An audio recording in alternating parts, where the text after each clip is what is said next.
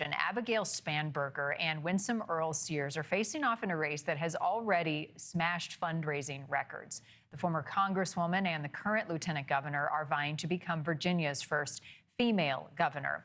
With money pouring in, attack ads are flying. This race is drawing a lot of attention. And News Nation's Hannah Brandt joining us from Arlington this morning with the latest on where things stand. So big money, big names, lots of attention. What's the latest from there this morning, Hannah?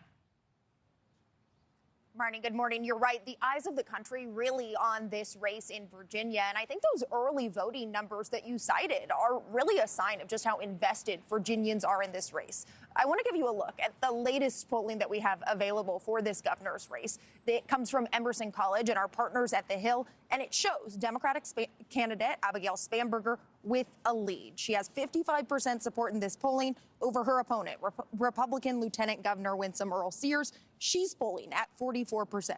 Democrats, though, not taking that for granted. Over the weekend, we saw former President Barack Obama come to Virginia to campaign with Spanberger. We were actually there in person for that rally, and so were thousands of Spanberger supporters. Obama at the event argued Republican policies just aren't working for voters, contrasting that with Spanberger's plans. Take a listen. So Abigail has real, practical plans to grow the economy and strengthen Virginia's schools and lower the cost of everything from housing to health care to energy.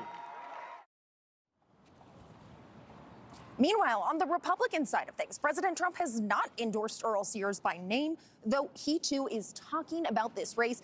Take a look at one of his Truth Social posts that happened just last night, where he wrote a message to voters in both Virginia and New Jersey telling them, vote Republican if you want massive energy costs and crime reductions. Plus, President Trump's political operation reportedly spending millions on a voter turnout effort in these final days in Virginia. That's according to Axios. And current Republican Virginia Governor Glenn Youngkin says that proves that the president is behind the Republican ticket here. He's leaning in. You saw today that they are investing in this race, and that's exactly what we need. So I see him being very supportive, and I appreciate it. And tonight, President Trump is scheduled to participate in a tele-rally for Virginia, making that final push on this last day to try and energize Republican voters, Marnie. Hannah, there also was a scandal in this race with the Democratic candidate for Attorney General. How is that impacting the face-off here? That's right. There was this bombshell report that came out that showed text messages from Democratic Attorney General candidate Jay Jones, where he called for a Republican state lawmaker to be shot.